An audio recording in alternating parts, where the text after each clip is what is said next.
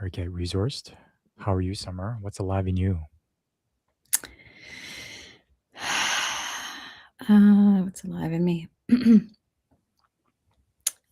Feeling a sense of neutrality, but also expectation.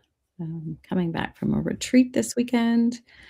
And anytime I'm away, it's like it just everything feels new. It needs to be unpacked, literally and metaphorically.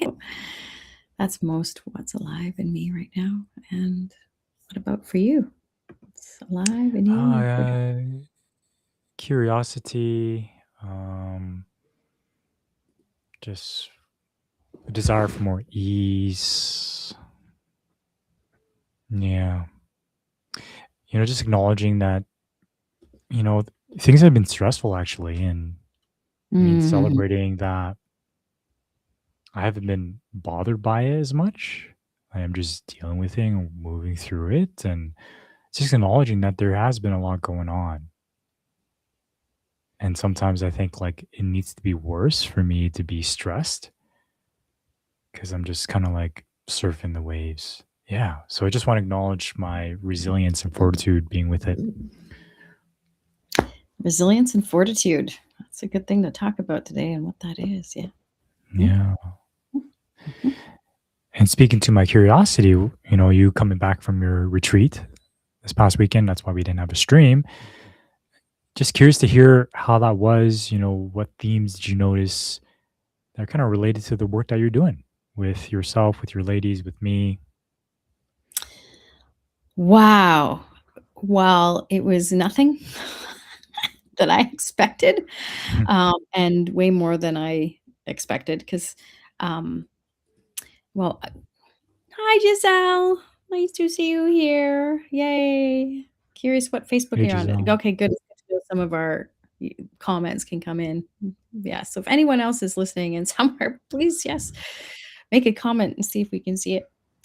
Um, Giselle was at the retreat. So, we make a loose plan. The ladies, we co-collaborate with the Empowered Empath ladies, and we set something up. And something very unusual happened. Um, the first official day of the retreat in the morning. Um, one of our ladies got injured, and I won't say how or who. They can speak to that for themselves. And it was a serious injury, and it's super powerful to experience something like that. I realized in a group of women that have been traveling together, journeying together authentically for anywhere between 1 and 3 years. And we got to do something really rare and really exponentially growth oriented and spiritually uplifting. And that was to, in the moment, process the crisis, the trauma, the grief, what it reflected in our individual lives, and there was 15 of us there, and what that meant for us. Um, I've never really had the opportunity to do that in such a big group. Um, and it was such a, a gift to be able to process those pieces. Um, I'll leave it at that for now. It was just you know, being Mm, able to acknowledge triggers as they arose and all of us being able to hold space for one another within a bigger group and um, also after the fact being able to support the person that was injured has been just an example for me of how families and people can move through things in a way that doesn't allow the impact of crisis or trauma to stay lodged in our body, but it can help us actually become more connected through it. Yeah, it's mm, one of the most profound things that came out of the weekend. mm. Yeah. Yeah, Mhm. well, you sharing that, what I hear is like there was the condition set up for triggers to be processed amongst the group in real time. Like there was enough safety and skill to be able to work through these triggers, which are tied to past experiences, right? We can call it trauma or energetic stamps, to really move through that healing and recognize, oh, this is my stuff, and thank you for being the stimulus for it, and how Mhm. can I move through it, I guess, with more grace, with more compassion, with more ease, and just building overall fortitude and resilience afterwards, and deepening trust, deepening connection, deepening intimacy. Yeah.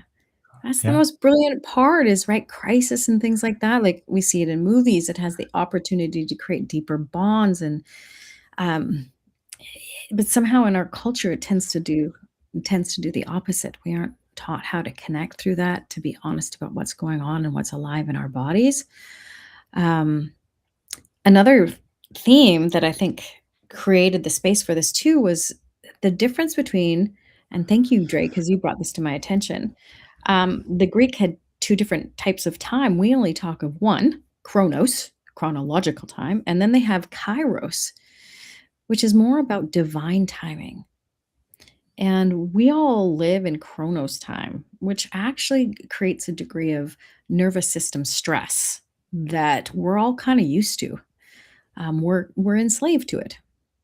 And so as we stepped into the retreat, we let go of Chronos time as much as we could. I mean, there's little pieces of having to be there, but, um, I think it's is it David Wolf? I forget, but he talks about family reunions and how people can really start to get into the rhythm of a family or the patterns that the family have when they go to a family reunion or a retreat and they're taken out of scheduled time. We start to reconnect to the patterns, to the earth, to sundown, and even the children start to come in and re-engage with the patterns that are between people, that people can sense. It's in the field, so to speak, as we say. Not even so to speak, it is in the field. We can feel the things that are going on energetically, emotionally between people. Everyone's an empath. We might protect ourselves from feeling a lot because we haven't learned how to process it. And the only way we can truly begin to process it is to have Kro Kairos time, divine timing. And this is why when I do sessions with people, like a lot of sessions or psychology or counseling, it's like, "Okay, it's 50 minutes, your time's up." What if you're in the middle of processing something? I've always found that really difficult, and so I'm finding, like, in Mexico, there's more of a siesta time, a time window. So even when I'm traveling to places, like I go to visit a friend, I'll be there between 1 and 1:15. It relaxes my nervous system, and so there are several things in the weekend that we did not get to because source, God, the collective nervous system had a completely different plan. And what one of the women said was, "Wow, like, you go on retreats, you go to these places, and they're like something unusual happens, they're like, "Okay, well, we have to get back on time, we have to do the allotted thing and the prescribed thing that we had planned." They're like, "This was a little bit different." We paused Mhm. everything to check in with every woman there to see what was alive in them. Yeah. And can I just stop you right here? Because I just want to make sure I follow you. Mhm. What I hear about this Kairos time, and this is my interpretation, is that it makes room for events to like show up intuitively or divinely as catalysts for this work of getting to know myself, to heal myself, to work through triggers. As you're sharing, there are many events that you couldn't have predicted, right? This tree falling down in the forest, and how it could just kind of unraveled the structure or the agenda that you had, rather just to flow through and leverage these events as kind of milestones or checkpoints to do the work. So that's one piece, and I see your head Mhm. nodding, and it's kind of Mm. following that. And one thing I want to speak to is this art of intuition, this art of instinct of, coming from, for me, having structure, having order, and deep down is this anxiety and control, right? It's not Mm. it's not trusting um, I guess what could happen naturally, like what the universe can bring into this space, but because I have to control it, it's because I have an expectation and have an attachment to a particular outcome. And if I go deeper into this need to be competent, right? This need to deliver, to be of service, and it boils down to because I don't feel safe. I want approval. I want acceptance with the people there. I want to belong and contribute. If I can be aware of that, I can let that go and still have that structure. But even thinking about not having structure can create anxiety. Anyone agree Mm. with that? Listening? Like there's gotta be some structure. Even if I came in as a student and I'm here at a retreat, if there was no complete structure at all, I would be upset. I would be irritated. I would desire clarity and order because I wanna know where I'm going. I wanna know where I'm landing. So we're not saying no structure, right? Knowing that no structure is nothing for me to lean against or push against or grab hold of, but have the structure as a container, but being open to things shifting within that structure, right? Letting go of the attachment to being rigid. And when I'm rigid, for example, something happens, and let's say that event needs tending to. Imagine if the facilitator just decided, hey, we got to go back on track and not have to deal with what just happened. I would feel incomplete. If I was involved in that process, I might have felt hurt or desired consideration to be seen for what has happened in that moment because I felt like then something didn't seem to be addressed, right? Like, right? And then that creates resentment, that creates stories because now we're moving on rather than, oh, something happened here. How is this relevant to the theme that's unfolding over the weekend? All right. Well, I have a question for you. Mhm. Like, how did your family process things like that? Wow. If I look back, it was just like unexpected things. Unexpected things were shown as very stressful and overwhelming to Yeah. the nervous system, aggravation, anger, annoyance. So when anything that was out of plan, it wasn't what I've seen and felt in my body, and this is my expression. This is how it lives in my body, and I gotta be curious how this was modeled, right? Right, either by my teachers, or in school, or by my parents. Who knows where it came from? But this what lives in my body is when things don't go according to plan, I feel stress. That's what I can own. I feel overwhelmed. Right? I'm not like, "Ooh, look, what's happening here?" I had to unlearn that. I had to detach from, "Oh, it has to be the certain way," and just kinda be like, "Oh, cool. Let's meet this with curiosity." Right?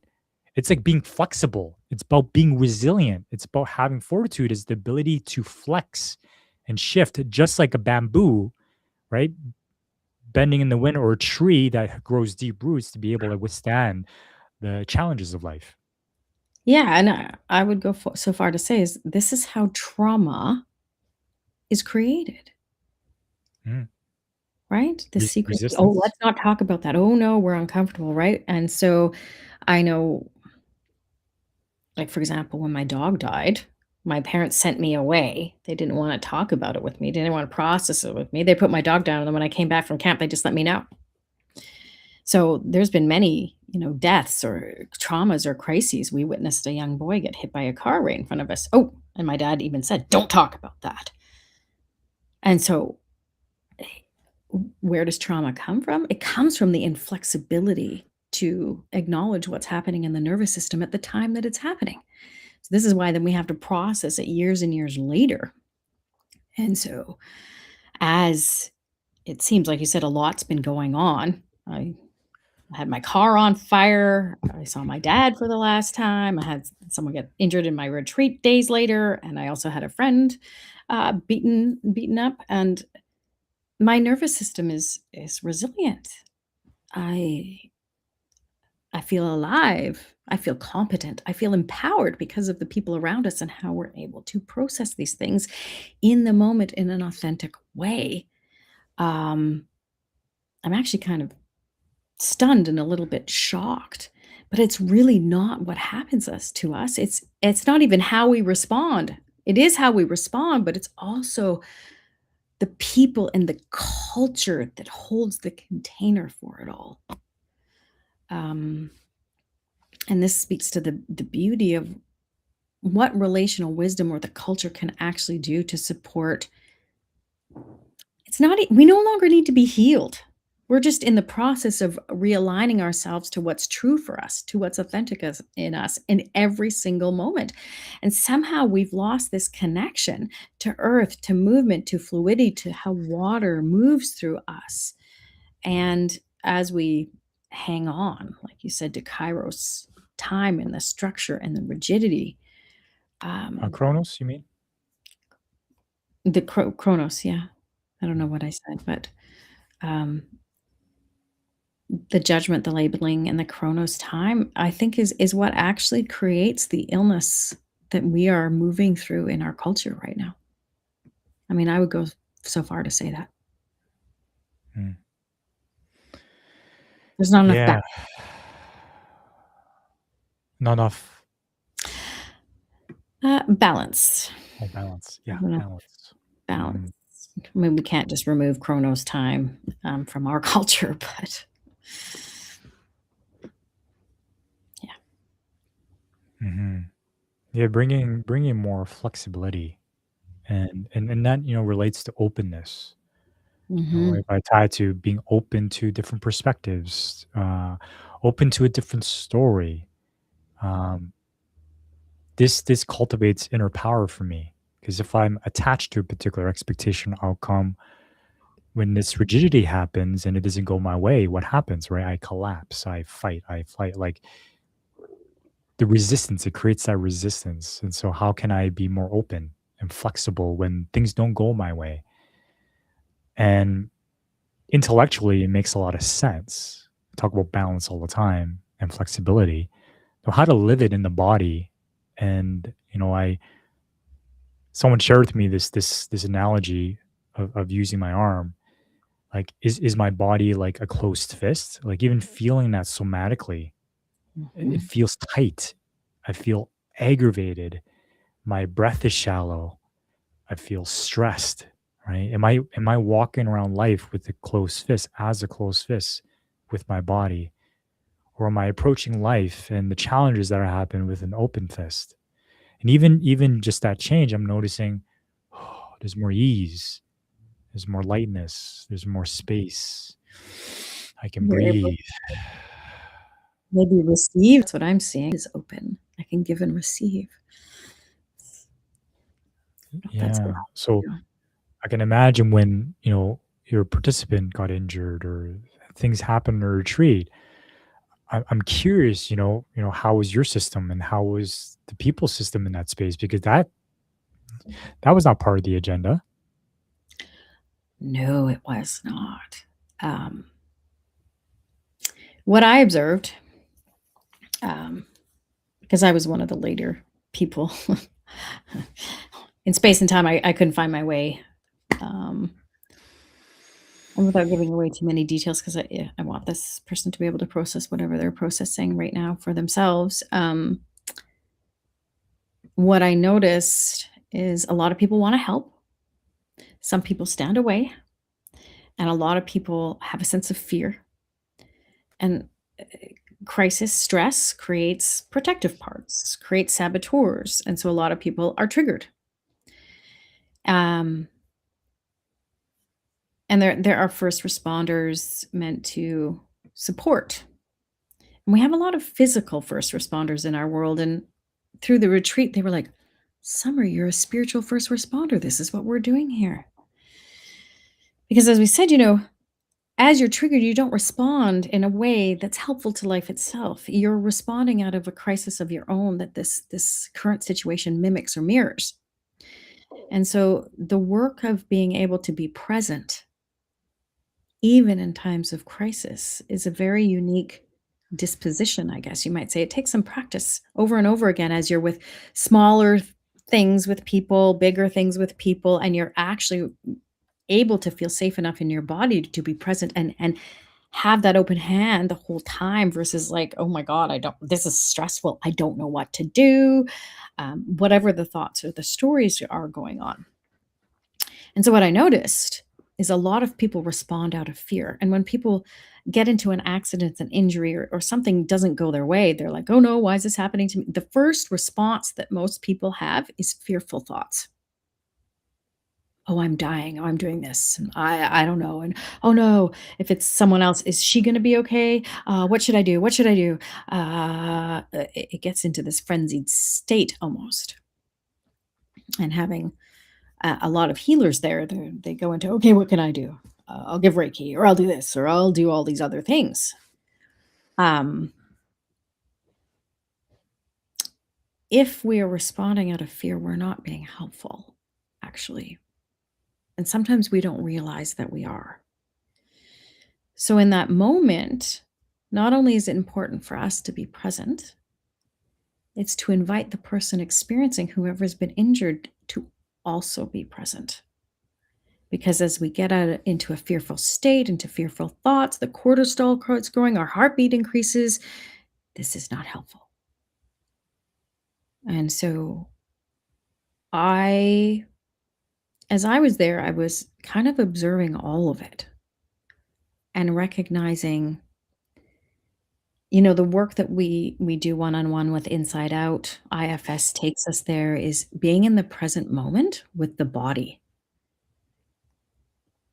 The body knows what to do, and as energy moves, and I mean, there's so much to that, and mm, we might have a whole other episode of, like, how was that processed for her? How was the whole experience? I still don't know, um, because she was badly injured, she went to hospital, so I'd like to know what that was from her. So we're not, even as a group, complete in digesting what that was, but it was a whole more level of learning of how a group, a tribe, a family is triggered or traumatized. If a family gets into an accident and one of their members is badly mangled or whatever, like, how do we process these things as a group, as a collective? And how do we allow it to move through us in a way that's healing, that's life giving rather than life taking, that creates these imprints or traumas or things that we have to process later? Is that possible in the moment? I do think it is. I do think it is. I do think there's a bit of exponential growth for us as a culture to be able to do it. Um, but it is possible. Um, mhm. It does take some Mm. conscious communication training. It takes some authenticity, some vulnerability. These women have been together 1 to 3 years already together. There's a great deal of trust established, but it is possible. Mm. Yeah, speaking to like physical injuries, it does make sense for physical support. Like, a Oh, broken arm, go to the hospital, right? Like, not just sit there and it's like the old Buddhist saying of getting shot with an arrow, right? It's like, who shot the arrow? Where did it come from? Why'd I get shot? Like, just take the fucking arrow out of your body, right? And heal it. So it's like, tending to the physical reality of things, the practical things, and also bringing in the mental, emotional pieces too, the spiritual pieces that tend to kind of get left on the wayside, as we talk about the balance of things, like how Western culture so prioritizes the brain and the mind and the physical. And it's this idea of materialism that needs to be proven by the scientific method. I'm so much missing so much more, right? Without that connection to my mind or my emotions. And what I hear is like just being present with that experience as well. Like you know, not only tending to the physical needs, right? Tending to the mental and emotional needs as well. And a big piece of it for me is, can I just be present and accept what has happened? I think that creates a big ease for me, is when I don't resist, or when I resist what's happening, right? That creates stress for me. So how can I just stay with it and accept what's just happened? And then a sense of opening happens naturally from it for me. Insight happens for me. spaciousness happens for me, the energy moves for me. Right? I can see how this stimulus, this incident, is a mirror to what how I was impacted back then as well. How do I react or respond now based on how I did before, if that makes sense? Yeah, everything happening now is often a reflection of something before, unless we've done our work. Um, there is something much deeper to that too, because the physical is not separate from the mental and spiritual. And so a lot of people were like, well, if I stub my toe, and they were asking, this was a question that was actually asked, if I stub my toe and it hurts like hell, like, explain that. That's a physical pain. And I said, yes, but what happened just prior to stubbing your toe?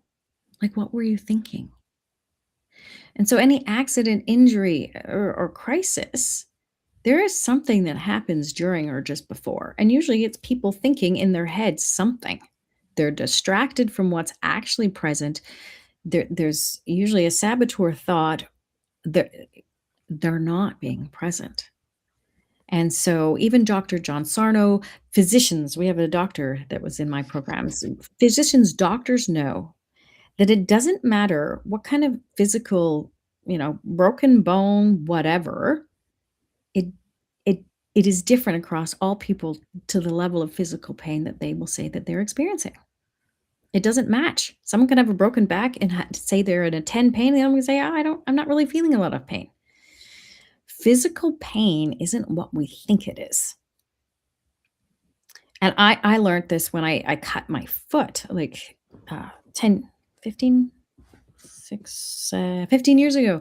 I was riding a bike with these little slippery sandals, and I my foot fell off, and the dirty spokes cut my foot with a 4-inch gash. You could see my striations in my muscles. It was gushing blood. My ex-husband almost fainted. And that's when I really started to realize, whoa, hang on a minute here. Because my ex was like, "Well, go get stitches. You need to go to the emergency, blah, blah, blah." And as I started driving there, I was like, "Well, I'm a healer. I don't think I really wanna do that. The last time I got stitches, my hand was infected because they didn't clean whatever they were putting on me." And I thought, "Well, I really wanna do this myself." And I had this ego-based thought about wanting to prove something to him, and my foot was just, like, throbbing in this pain. I was like, "Ugh." And then I thought to myself, "Oh, no, I should really go get stitches." And I was more in a fear-based thinking, so I was flip-flopping between these thoughts, and I noticed that the physical sensation in my foot changed with what I was thinking. But most people only have one way of thinking, and that is fear-based. So they experience the kind of physical sensation based on their fear-based thoughts. Because most people don't think, "Oh, I can heal myself." That was very, I had this more egotistical, I wanted to prove something thought. And then the third way was that I went into my pure, resonant, inner, direct felt experience in the moment, not what I think is going to happen, what I should have done, whatever. I went into what we call inside out, into this present moment awareness. Okay, how did this manifest in my I'm just gonna breathe into this cut. And I did this aware that my ex-husband had said something that was very cutting to me emotionally, came to me. I was like, "Oh." And as I just sat with myself, the physical pain disappeared. I didn't feel anything. I've done that with getting my teeth drilled too. Um, so we come to think what we know about pain, that it's just physical, but nothing's separate. If everything is one, how can we say that so definitively? And so I would say to people that experience physical pain, well, what are the thoughts are you having? Are they fear-based? Are they ego-based? Are you in present moment awareness, and are you able to be? And what do you notice about your pain when you do? Um, and I have sat with other people who've cut their fingers off, like hanging down, strapped in a door. Notice how other people are panicking and how that affects the person. And as you calm their nervous system, and their primary thought was, why did this happen to me? Right? These disastrous victim, this is what we've been taught and how to respond. And there's a different way to go about it that actually changes the perception and the feeling of physical pain. Yeah. Mm. Yeah. I want to tie back to the moments of trigger, and something I'm Mm, curious about of like creating the conditions for people to bring up things that, let's say I'm agitated with you, I'm annoyed with you, or I have feedback with you, and I want to share this and work this through. Like, what does that look like in the spaces that you've been a part of and created? Because well, I'd say triggers aren't generally talked about, right? There's passive aggressive, or they come out sideways as aggression or bullying tactics, harassment. How do we do it, or how do we be in right relationship with that and be able to move through those pieces together? mm, well, I mean, anything can be a trigger.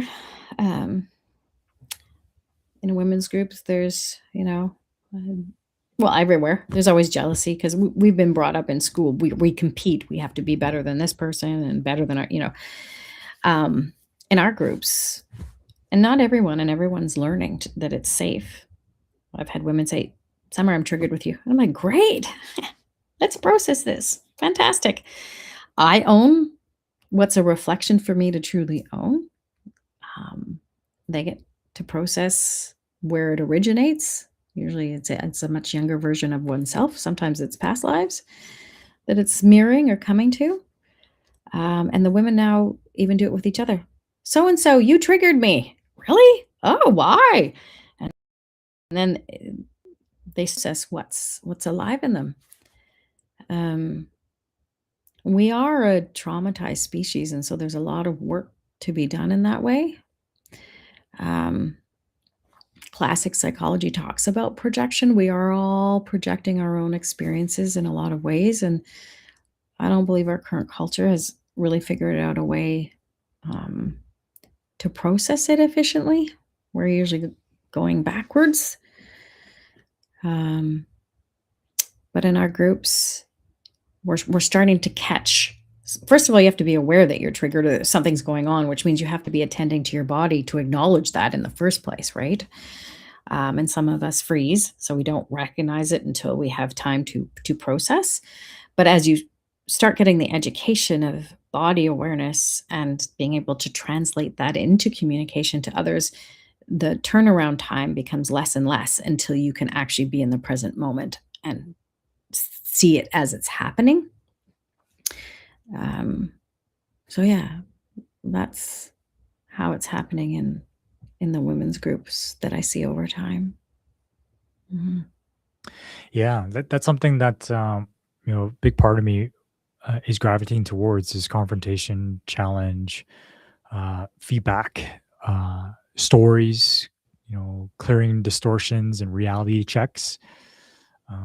Because growing up, that Mhm. wasn't modeled, and generally, it's people pleasing, feeling resentful after, being passive aggressive, not asking for what I want clearly or need, and things were Mhm. just it just wasn't clear, and it left people being unhappy with each other.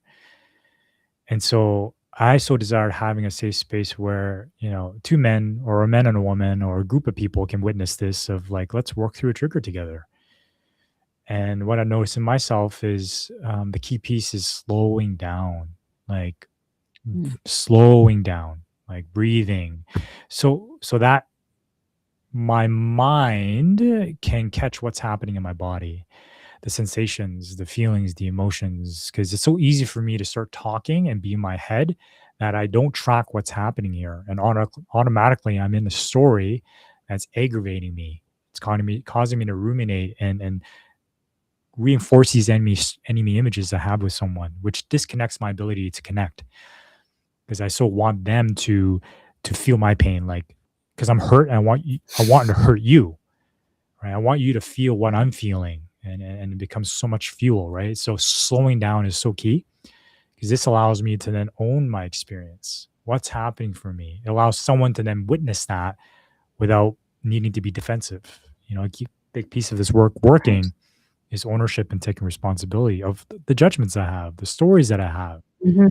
right? That, Mhm. yeah, you are my stimulus, but you're not responsible. It's my perception of what's happening here. And of course, like when we can get to a place where we can slow down enough where there's a realization that I know that I matter to you and you matter to me, like there's a knowing, then automatically I can put my stuff aside, knowing that we'll eventually get to it, and I don't have to be defensive about it. Right. I mean, as you're speaking, I'm like, this ties everything back, like, as you're saying, slowing down. Kairos time again, not Chronos time, and I notice as as when we get into groups or different things, and if, for example, someone's triggered and we're focusing and being present to this particular person, the question that pops into their head often is, "Oh, am I taking too much time?" And so then they're pulled out of their own experience, because they're worried about the structure and the Chronos time. And so this is another layer of what takes us out of experiencing ourselves, and also teaching others that even though one person it may be focusing or going into their body, and we're in a group, we call them sacred mirrors, that people can be present with themselves and notice what thoughts they are having as this person is experiencing these things. Am I triggered by what they're experiencing? So although the focus might be on a particular woman, we also have the opportunity to be noticing what's alive in our body. Are we checking out and going, "Oh, I should get my grocery list done. I'll pretend I'm being attentive here and a part of this process, but I'm deciding to go somewhere else and be distracted." Um, so it's a real thing, that slowing down, which means attending to the nervous system, which then often means that emotions will arise on their own, or physical sensations, or all the things our bodies and source speak to us through that isn't verbal. And we're not used to listening. But that Kairos time, that slowing down, gives us the opportunity to start listening to more subtle and quieter ways that our body, our mind, and the collective does speak to us. It does. Yeah, so I just wanted to, because, yeah, it's the slowing down. Everything that can be done, Marshall Rosenberg even says that, right? Take your time, because everything that's fast, and that reminds me of the book Hare Brain, in other words, the rabbit that runs that race, tortoise mind. Mind that processes at a slower pace gets to picture. Yeah, so that's what came out Yeah. of what you shared, and it was so eloquent, and I love the word that you used earlier, which was catalyst. Like, people call it triggers, they're activations, they're catalysts, and we're not seeing it as that, but there's such beautiful opportunities to engage a greater scope of awareness. Hmm. A catalyst into a threshold. Mm, Liken it to like a being in the womb of or a metamorphosis of a particular trigger for me. Stepping mm, into something that's uneasy and uncomfortable as I process what's happening for me. And that takes time. That takes time too. Yeah. So slowing down creates this presence, this attunement. Going back to if I was speeding up, any sign of urgency, any sign of rush is the presence of a saboteur. And what happens is I fall into habitual behaviors. My amygdala is being fired, and it's going back to unconscious behaviors to keep me alive. Like especially in life and death situations, I don't have time to think. Right? Oh, who did this to me? What is this related to? I got to get the fuck out of there. Right? So urgency, adrenaline, stress is habitual habits that don't really lend to life giving because basically it's survival, right? But if I can slow down, breathe, I can start to track what's going on for me. I could be like, I'm feeling agitated right now. My chest is heavy and I'm checking out. I'm noticing I'm checking out. And then people are like, oh, just being attuned with what's happening for me, right? It's like we're allowing people to be in touch with what's happening in our inner reality so that we can become experts of each other, experts on each other's nervous system. And Mhm. so that there's a sense of care. And going back to like, if I know that I matter to you and that you know that you matter to me, like we could be like, okay, no worries. I can get to my stuff later. Let's let's let's tend to whoever has less capacity right now. Right. And there's a care. Like there's a sense of like, I know I'm not responsible for how you feel, and I'm not responsible for meeting your needs. It's not a demand here. Though I can have this care and consideration. There's a natural piece of compassion of like, I do know I have an impact on you, so I'm not going to be an asshole about it. How much capacity do I have to just make it easier for each other? Bite my tongue. Oh, I'm not going to say this. I know if I say this, right, this is what's going to happen. Even with myself working on my trigger level of like going to 1, 2, 3, and my typical w- response is waiting till it goes to an 8 or 9 or 10. And as a result, I withdraw love. I stonewall. I say remarks with like there's an energetic bomb to it, right? And yeah, if my partner's skill enough to hold that, they can. They'll know like just by the tone, body language that I'm triggered, and I'll shift, right? My behaviors, my actions, my words. But then if I have the care and consideration of this bomb, can I also do the work of like 1, 2, 3, and then communicate at a 3 instead of waiting until it's an 8 and then drop Mhm. this bomb on this person, right? That's where the care consideration comes from. Is can I catch that and be like, "Hmm, right, right. Can we fight well? Can we connect well?" Versus making it more ugly and more messy, and then just there's more shit to clean up afterwards, you know? Yeah. Well, I love how you're saying that, 0 to whatever, right? Like, when we're mildly irritated, when we get into accidents and injuries, we're usually overwhelmed, we're exhausted. Um, and so families will usually gather around someone when there's a physical, "Oh, Joey just broke his leg," or whoever, whatever, "Grandma just had a heart attack." Um, when it's physical, it's more obvious to people, and people respond. If we've got an avoider saboteur and we're avoiding, eventually something blows up, and then we have to pay attention. And so I think as a species, as we start to collectively evolve, we're doing just that. Do we have to have physical violence or something catastrophic happen, or can we start to see the signs ahead of time? Can we start to breathe into and know that our bodies aren't frightening? They're just speaking to us. And can we listen at subtler and subtler levels until we have to have these catastrophic events, these life crises? There is always a sign that our marriage is falling apart before it falls apart. It's like a bridge. Oh, this thing is cracked here. Maybe I should attend to it.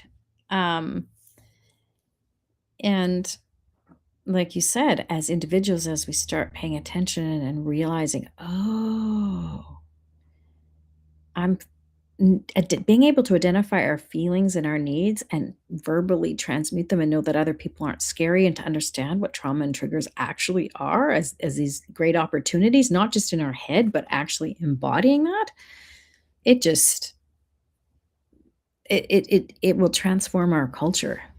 We'll be a much more peaceful species.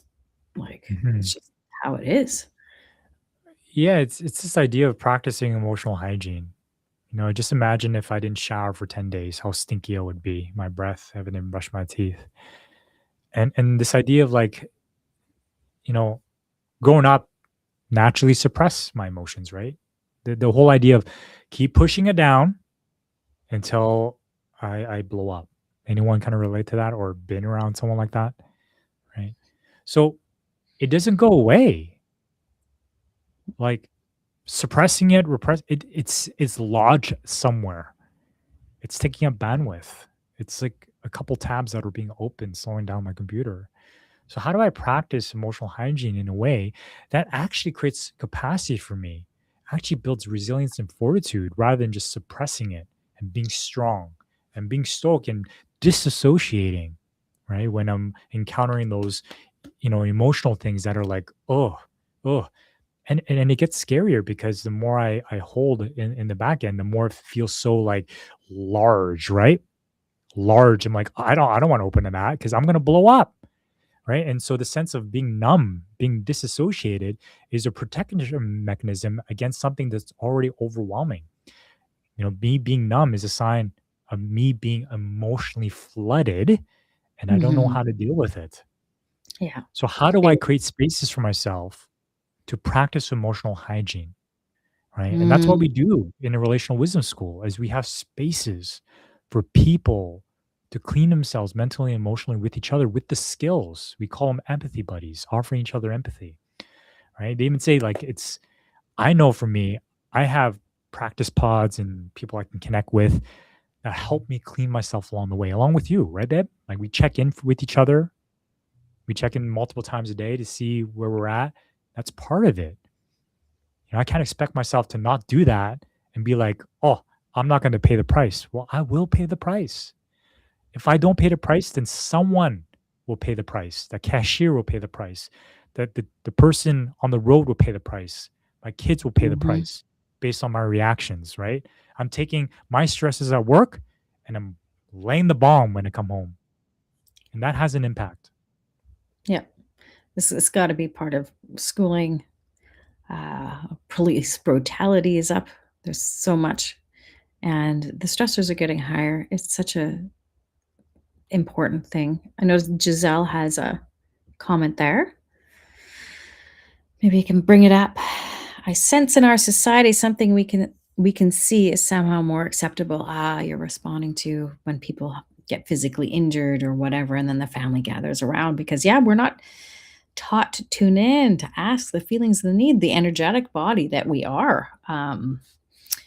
Children have to get sick before sometimes. I know I used to get attention. If I get sick, I get a headache or something really physical goes on, then my mother would care. She was a nurse. But most of us don't know how to care to each other's emotions. We think we've done something wrong. Um, it's trickier until we're taught, right? And there's a belief that emotional or spiritual struggles are somehow seen as weakness. That's true. True. Curious what you would say to that, Trey. Yeah, it's because we don't know how to deal with it in a skillful way. What I've seen as emotional, spiritual struggles in my life is mental illness or Ah, blowups or fights, and it's not resolved. The repair wasn't demonstrated or modeled, right? And no wonder I have a judgment towards that because there's unskillfulness, and these skills can be learned and modeled, right? Just like if I was in a relationship, right?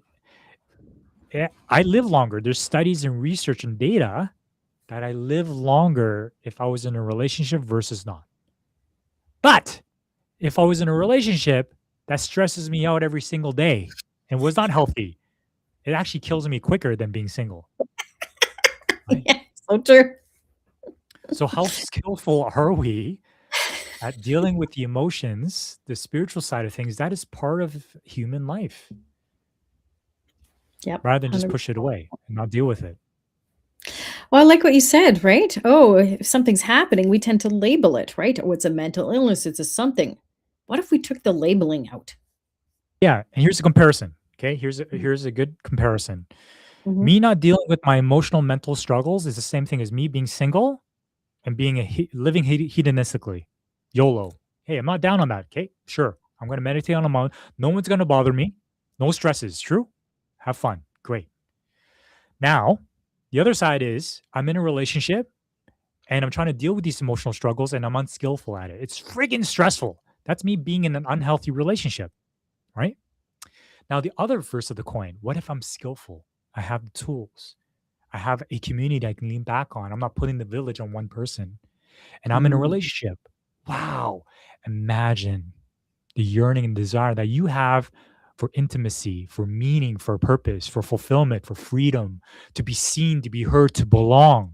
All this juiciness that you don't get as a single person and that you don't get as an unhealthy relationship that you're in. So, yes, the bigger the risk, the bigger the reward. And you can learn the skills to navigate the emotional struggles, the spiritual struggles, and the mental struggles skillfully and reap the benefits from it. Why not? If you YOLO it, you only live once. Okay, I actually don't know what YOLO means. What does it mean? You What's the sound only for? live once. Okay, thank you. It's true. Well, I might even challenge that. Maybe we don't. Maybe we do live many times. Well, we're being practical here, right? Oh, but in this life, yes, we only have one time in this life to be able to do that. So it's so true. Might as well take a risk or two. The comfort zone is not where the magic happens. Boring. Yeah, yeah. And deep down, I truly believe like every human being here desires and wants to be loved and be accepted for who they are, to be seen and to belong to the human tribe. We're Mhm. wired to be with each other. We're literally born in relationship. How were you born? Your parents had to had sex for you to be here. A sperm and egg connecting, everything is through relationship. Everything. So you as a human being, we're meant to be with each other in that way. So I can be strong all I want, protect myself all I want, be alone, right? Though there's a deep yearning underneath all of that to be in a relationship. Yeah. And it's natural to be. Somehow I think we've distorted it both through chronological time, the stress, the slavery that we've locked ourselves into, the labeling, the judgments, and there is a way out. Let's see. Giselle's wisdom. If you have the belief of creation of Adam and Eve, there were two created, not one. We were not meant to live through this life alone. Right. I don't know what I think I believe we're not meant to do it alone. And I think there's a lot of people who have different aspects of what Adam and Eve and what that story is saying. And Yeah. yeah. And us imagine if I was doing life by myself. Let's say logically, rationally. That's a lie. It's a lie. Unless I was in the freaking middle of the forest, like being on my own, like completely being on my own, not plugging into the electricity grid, not going to Costco, not ordering skip the dishes, not using the internet, right? All the joys of civilization was provided by human beings working together to create the civilization that we get to benefit from, right?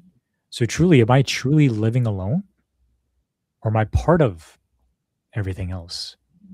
Even if I was in the forest by myself, connecting with the trees, am I really living alone? Am I using the trees, killing, trapping animals for my survival? So I just want to say, living alone, really? Am I really living alone here? Or am I actually connected to something greater as part of everything else? Sometimes we just feel so deeply alone because we're disconnected from that. Mhm. Yeah. That's the truth of Yeah. it. And there's a big, I feel sad. Some sadness there, there's a big grief there that I can imagine. I so want to connect and not be alone, but I don't feel safe to go and connect. I think that's the biggest piece there. How we created such a culture that doesn't allow us to be safe with ourselves. Mhm. Brooke. Hey there, Brooke. Hi, Brooke. Yeah. So, learning to create safety, knowing that my emotions, my body is safe, and that others can hold that as well. recreating, I think it's going back to nature.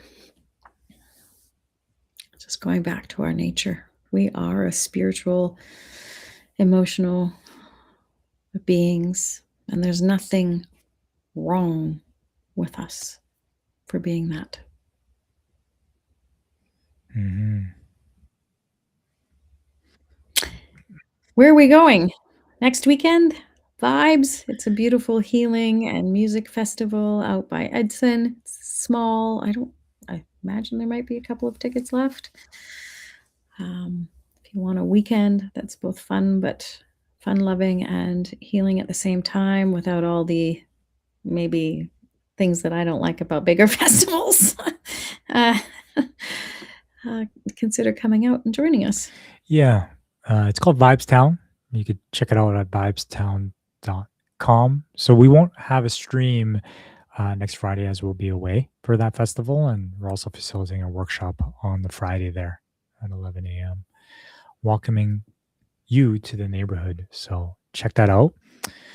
And before I kind of touch on a few pieces that we have to support people in staying connected with us, um, how do you want to? I'm curious about tying us back into what you witnessed at your retreat and the themes that you witnessed. Um, how do you see that as kind of feel of what you're going to be creating now going forward? Oh, well, Yeah, maybe one thing. one thing, we're creating a bigger container to support the culture, the building of culture that allows us to live in authenticity doesn't um, reduces the trauma that we experience so we can heal in the presence of others. Um, Mm. Essentially. And so there will be a program for women specifically for that to meet the wounds of what women experience specifically that most of us don't talk about. So we're going to start talking Mm. openly, honestly about everything that we're thinking at every given Mm. moment of what's alive in us, which most people don't do. They don't say, "Hey, Susan, I'm thinking that you're a bitch and you're really fat right now. And I realize that's actually a reflection of myself somehow." Mm. And so we're there. Yeah, learning the skills to do it skillfully, yeah, consciously, Skill. and then having a safety net of other people that have been doing that for a while to hold and to support others stepping into that space unskillfully Yes. and doing it messy. Yes. Yeah. So we've got a bit of a team now thus created that have the skill and are growing Cool. in skill exponentially every day. Yeah. Mhm. Putting the reps in, right? Yeah. Love it. Okay. Yeah. Awesome. And so as we wrap up, check out our work. We have also work in regards to men's groups, men's gatherings. I am hosting a gathering at our place tomorrow from 1 to 3 p.m. Mountain in person here in Edmonton. That interests you, just of course DM me. We also have couples programs, couples work. We support couples through this work as well, ways of relating that are life giving, life thriving. You can check it out at relationalwisdomschool.com. That's our website. And if you're not a part of it already, join our Facebook group at Relational Wisdom. Right now, we're taking a break during the summer, so we're not as active in there, but we're watching every post, responding. We invite you to post anything that's related to that space of relating, communication, all that. But we typically have free monthly workshops that we offer in the group. And check out our YouTube channel if this interests you. If this vibes you with this conversation, we have past streams, past clips dating back to over a year at Relational Wisdom School on YouTube. Till next time, we'll see you in 2 weeks' time. Ciao. Bye, everybody.